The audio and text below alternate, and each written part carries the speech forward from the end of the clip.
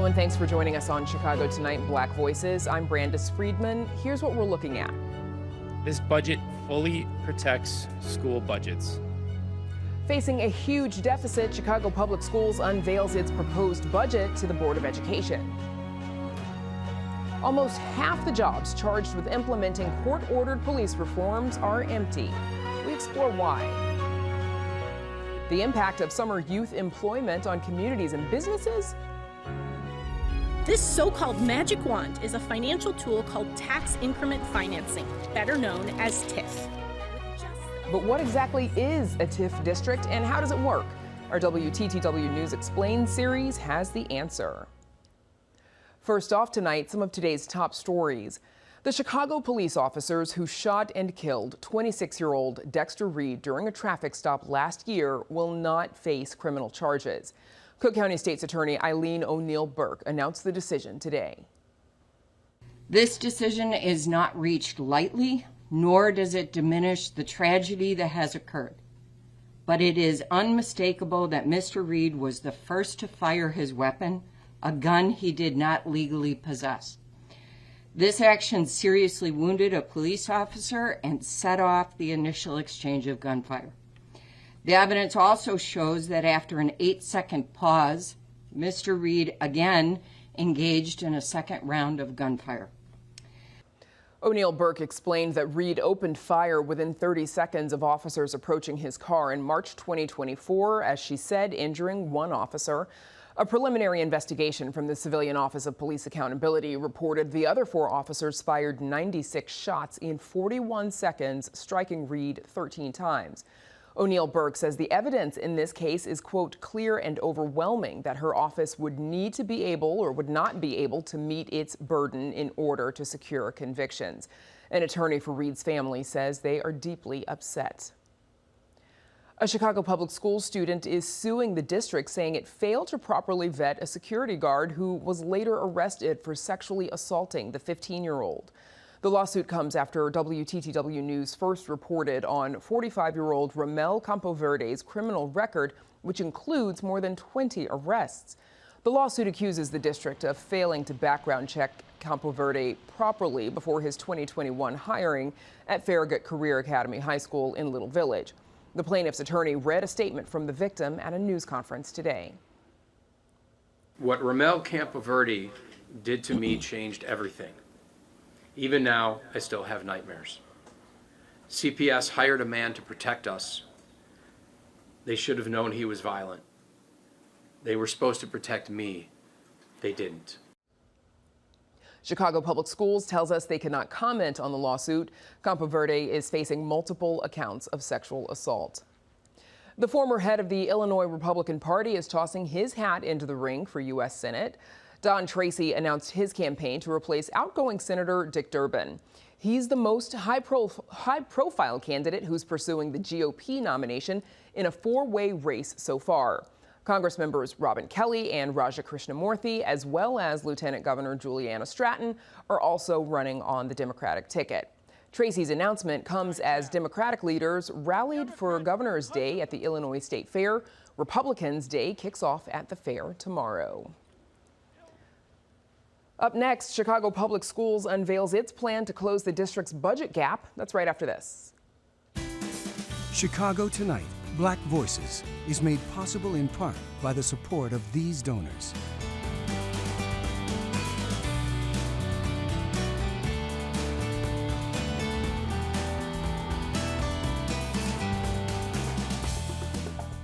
Chicago Public Schools leaders are unveiling their latest plan to close a whopping $700 million budget gap. The district plans to address the deficit by relying on non-classroom cuts, additional revenue streams, and a contingency that puts off a $175 million pension payment. The choices that we have at hand are difficult ones, and it's very difficult for us to be able to make cuts of this magnitude and keep the impact off of our schools. Our Matt Masterson joins us now with more. Matt, so we know that the district, is trying to close this $734 million budget gap. What are the key ways they're proposing to do that? Yeah, CPS outlined a number of strategies it's going to rely on to close that gap, including debt refinancing, operational and central office cuts, and those additional revenue streams. But the two big ones that it centered on today was a $379 million payment from the city in TIF funding. This is an increase of $79 million over what the district had initially anticipated getting from Chicago. And the second one, also involving the city, is a $175 million pension payment that CPS was set to make. This municipal pension payment, CPS says it will make, but only if it gets the state funding or TIF funding to cover that cost. Otherwise, it's going to push that cost onto the city. This can be somewhat hard for some board members to see being made with the state's hesitancy to fund CPS above what it has already given it. Right. So you also mentioned that CPS is again proposing that it won't include that $175 million pension payment. Here are two board members weighing in on that. First, Emma Lozano and then Shay Reinfest-Smith. You know, we're dreaming here. That's not the way things work. And I'm hoping that there is another budget report that's going to add the payment. Because I don't see how this is going to work. I'm hearing a lot about politics here and not a lot about children. And I want to thank the superintendent for creating a budget that prioritizes not only children, but prioritizes what she heard, what we heard in community gatherings.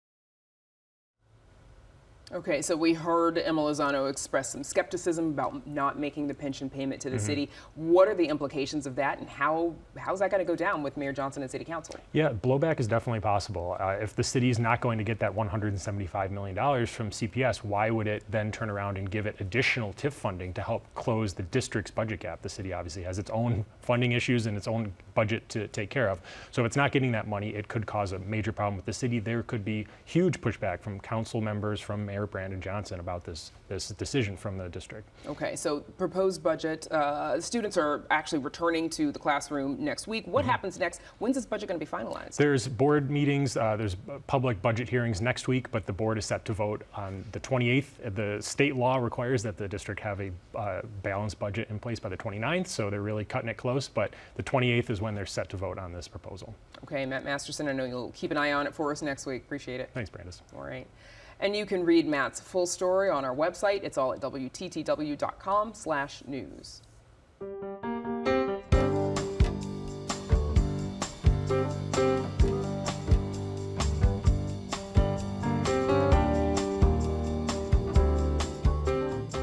More than 6 years after Chicago officials agreed to put the police department under extensive oversight from a federal judge, at least 47% of all positions charged with turning that court order into reality are vacant. That's according to records obtained by WTTW News. City officials failed to account for another 200-plus positions. Our Heather Sharon joins us now with the latest on Chicago's consent decree. Heather, break these numbers down for us. Well, in response to a Freedom of Information Act request, the police department told us that there are 439 positions charged with enforcing the consent decree. 207 positions are vacant more than 7 months into the year, and that leaves 226 positions unaccounted for. Now, that's based on what the city's budget set aside money for, and Mayor Brandon Johnson's pledge to restore 162 positions he initially proposed cutting to save money, but then restored in the face of an intense backlash. Of course. So did Mayor Brandon Johnson's administration have any explanation for failing to account for the more than 200 positions that are supposed to be filled? They did not, and I asked several times. The real issue is that if these positions are not filled or accounted for, it raises real questions about whether the city can meet its obligations under the consent decree, which is a binding federal court order.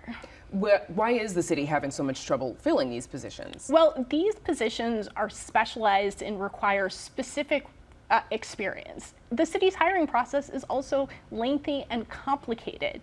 Now, the city's budget office told me that they are in the process of hiring for 150 of the vacant positions, but it's not clear when that process will be completed and when there will be an actual person doing actual work in those jobs. Why does it matter that these positions are vacant? Well, by the end of 2024, the 6th year of the consent decree, the city had only fully complied with 16% of its requirements. Now, the city's consent decree is also set to expand to include traffic stops. So the city is significantly behind schedule, and if there aren't enough employees doing this work, that is unlikely to turn around anytime soon. Okay, 16%. Heather Sharon, will keep an eye on it for us. Thank you. Thanks, Brandis. And you can read Heather's full story on our website. It's all at WTTW.com/news. WTTW News coverage of policing and police reform is supported by the Joyce Foundation. And we'll get back to our program in just 2 minutes for a conversation about a local youth employment initiative. But I wanted to take a moment to talk with you about something I believe is very important, and that's the independent journalism we bring to you each and every night.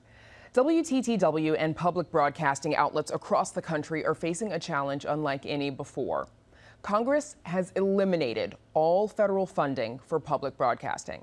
That funding helped us provide essential programs and services like Chicago Tonight, as well as the PBS NewsHour, educational outreach, PBS Kids programming, and much more. So now, more than ever, your support isn't just helpful, it's essential. It protects a legacy we've built together and ensures the next generation can grow up with the same access, inspiration, and trust that WTTW has brought you for decades. We're asking viewers to become members to allow us to continue the essential work we do. And when you become a member today, your contribution will be doubled through a generous matching grant. You can help us with a donation of any size by calling 773-588-1111, going to WTTW.com, or scanning the QR code right there on your screen. We can't thank you enough for the support that you've provided over the years, and that support has always made the difference. Public media has always been powered by people who believe in something bigger. You've proven that, and now we move forward together. At WTTW News, we bring you independent journalism, which is essential to our democratic society. We're responsible not to corporate interests, but to you, our viewers. We work hard to combat misinformation and disinformation. We provide fact-based reporting that lets you decide on how to use that information. We tackle complex topics and information because we respect you, our audience. We need your help to not just survive, but to thrive. If you're already a donor, thank you. And if you're not, double your impact with your donation to WTTW right now by calling 773-588-1111, going to WTTW.com, or scanning the QR code on your screen. This is a moment to stand tall, to say this matters. You can be the reason public media doesn't just survive, but grow stronger. So please, if you can, make a gift. And thank you for all that you've already made possible. We hope you find value in what we do here at WTTW News, Chicago Tonight, and throughout the day and night on WTTW. Please consider supporting us at whatever level is best for you, because we are in this together. And thank you. Chicago Tonight returns in just a moment.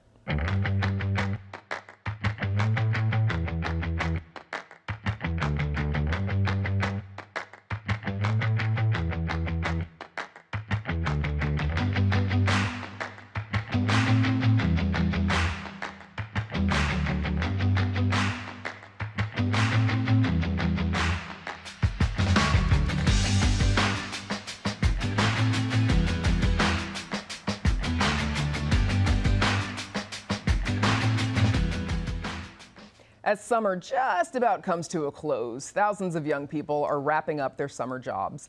The city's One Summer Chicago program put 30,000 young people to work doing jobs in transportation, healthcare, and business. Mayor Brandon Johnson says he's been working to expand the program and increase youth hiring in the city. Here with more on the benefits and challenges of youth employment are Shanita Muse, Executive Director of the Hope Center Foundation, a community-based organization in Roseland. Kim Robinson, Vice President of Workforce Development at the Chicago Transit Authority. And Natasha Smith-Walker, Executive Director of Project Exploration, a science and technology education organization. Ladies, thanks to all of you for joining us. Thank you for having us. Shanita, starting with you, please. Your organization, you all employ 25 young people through the program this summer. How do they support the work that you do at the Hope Center Foundation? Yeah, so our mission is really centered around creating pathways to economic mobility. And we do that on the far south side through housing, workforce development, and community revitalization. And for the youth in Roseland, this is a vital program that is more than just receiving a paycheck. It gives them employable skills for the workplace, provides financial literacy support for them, as well as helps them to build a vision for their future. Are any of the young people that you hired this summer, are any of them from Roseland? All of them are from Roseland. So then they're also, I figured, but I wanted to be sure. So that means they're also getting the opportunity to build, to work in their own communities and to support and build in their own home. Absolutely, and I think that is important for our youth to really have the opportunity to live and work in the community that they're in rather than going outside of their community to do that. Chick-fil-A is the first restaurant on the far south side. 80% of the people that they employed live in the neighborhood, and we were the workforce agency that supported those hirings. So we will continue to do that work as other employers come to our community, especially with the 25 youth that we are working with, some of the best and brightest in that Roseland has to offer. Kim, the CTA has been a program partner for several years. How did the youth participation this year compare to previous years? So that's a great question. We increased 20% versus last year. We have historic numbers of over 300 youth for this summer. And what kind of work are they doing? So we consider them in different tracks. Definitely a play on words. Tracks, definitely a play on words. So we have a professional development track where we have our first time interns to enter branding, resume writing, interviewing, work ethic, professionalism, and how to work in an environment as a first employee. We also have our what we call dual enrollment. So we partner with the City Colleges of Chicago. So we have a subset of interns who we actually pay to take college courses, and they are transferable courses. So those courses are art, ceramics, and African American studies and music. Our third track is our special projects, where we have mentors from the CTA, so they work in a specific department within the CTA. And then we have a corporate sponsor that helps us with Learn to Lead. So it's a program where they also teach them professional development and transferable skills. And last but not least, we have our externship. These are our externs with special needs. So we have 5 different tracks that we have a little bit over 300 interns this year. We're super excited about. Lots of good experience for them. Natasha, how does your organization work with young people who are looking for summer jobs? Sure. So we are a STEM education organization. We deliver STEM education programming, and what we've done with the young people, and we were really fortunate to get all 4 tracks, is do a little bit of having young people be participants, so learning STEM education programming, but the rest of them were actually trained and delivered STEM education programming in partner organizations. So not only did we work with park districts, but in the Austin community, where we have a home hub, we also worked with 12 other agencies where we actually also served as a delegate and provided them with young people. And so for them, it's a little bit of looking at how do you deliver STEM education programs, partnering with really amazing STEM institutions here in the city of Chicago to be able to train them, and then them going back into their communities, into Austin, some Southside locations, and delivering those programs as well. What's some of the training that they're getting? So, I mean, they actually get trained on how to do robotics or marble run. We all had a partnership. Marble run. Yeah, I'm familiar. Everybody loves marble run. Loves good marble run. We partnered with Lincoln Park Zoo, so they also did pop-ups across different community areas, engineering programs, beauty chemistry, and so we try to make sure that young people have a really deep breadth and depth around how to do STEM education programming. And so it's also really nice to see the learners see themselves in the workforce. Shanita, what are some of the barriers that young people might experience when they're looking for work? Well, one of the things that we want to make sure is that our youth have the soft skills necessary in the workplace. So a lot of the work that we do is centered around trauma informed. So making sure that any of the trauma that they've experienced in and out of the home is addressed so that they're in the workplace, that when they are in the workplace, that those triggers don't affect them, whether it is interaction with other employees or interaction with their bosses. So it is very important to teach our young people the soft skills necessary to be successful in their careers, whether they are going off to college or they have decided to stay within the confines of Roseland or Chicago for employment. And so we are training our next generation of leaders. They are our future. And so it also supports just generational poverty and getting them out of that cycle of generational poverty and really being the leaders for their families and households. Natasha, tell me a little bit more about that and how you think summer youth employment really helps to address the gaps in opportunity for low-income young people of color. Sorry. Natasha's over here. Natasha, tell me. I think that what this does for young people is it gives them a sense of purpose. When you really see a young person go through training and be able to see how they've developed along the way, it gives them purpose, it gives them funds in their pockets, but it also gives them a bit of inspiration of what they want to do next. The young people we brought are not necessarily all young people that are like, oh, I want to do STEM or oh, I want to have a job. They're all, it's a variety of young people. It's young people that are saying, I want to take a chance, and so our team really developed opportunities and programmings and supports for them so that you may not have the best experience in the workforce, but you are going to learn how to actually achieve that. Okay, and Kim, sorry about that. Before we run out of time, what are some of the outcomes that you've seen? We have seen a 33% returning interns. We have interns that are in our program, high school interns in our program for all 3 years and returning back. We have a summer and year-long college, so they're returning back to participate in our college internship. So a lot of return on investments because we customize our training for them for programming. We also do college tours and field trips for them. Lots of extra support that it sounds like they're getting. All right, that's where we're going to leave it. Shanita Muse, Kim Robinson, Natasha Smith-Walker, thanks to all of you for the work that you do. Best of luck. Thank you. Thank you. Coming up, what's a TIF district? We'll explain next.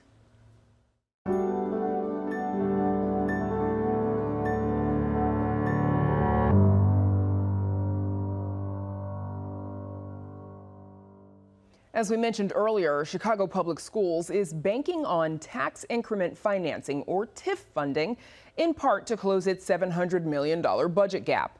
But what exactly is a TIF district? Heather Sharon answers the question in tonight's edition of WTTW News Explains.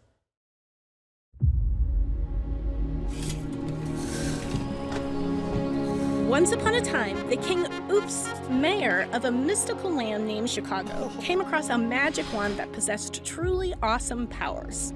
This so-called magic wand is a financial tool called tax increment financing, better known as TIF. With just a flick of the wrist, the TIF wand makes a giant pool of taxpayer dollars appear, as long as they promise to use that money to make the city a better place to live. TIF wasn't invented in Chicago, but former Mayor Richard M. Daley perfected it as he worked to transform Mud City into a gleaming metropolis. Here's how this deceptively simple tool works. City officials determine an area is particularly blighted. Maybe its roads and sidewalks are in bad shape, or its air is rife with pollution, or it's strewn with vacant buildings. They declare it a TIF district, a distinction which stays in place for 23 years and is there to promote public and private projects. Let's make it simple. Say you buy a house for $100,000 and set aside $2,500 to cover your annual property tax bill. Every cent will go to critical services like police, fire, libraries, and schools. But just as you sign on the dotted line, city officials include your home in a brand new TIF district. 10 years go by, your home has doubled in value and your property tax bill has gone up. The original share is still funding crucial city services, just as it did a decade ago.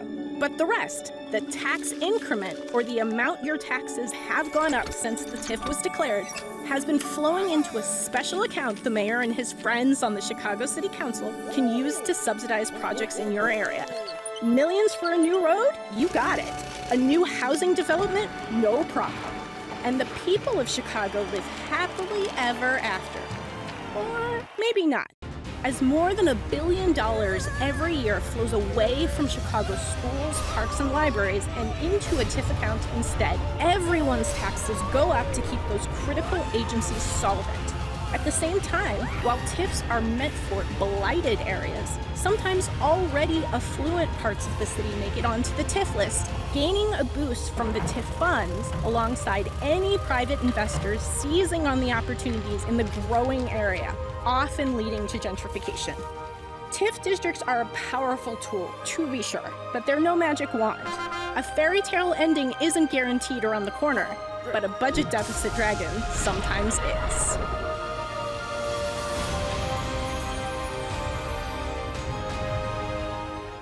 Now I get it. You can see more of our Emmy award-winning series, WTTW News Explains, on our website. And that's our show for this Wednesday night. Be sure to sign up for our free email newsletter, The Daily Chicagoan, at WTTW.com/newsletter. And join us tomorrow night at 5:30 and 10. Now, for all of us here at Chicago Tonight Black Voices, I'm Brandis Friedman. Thanks for watching. Stay healthy and safe, and have a good night.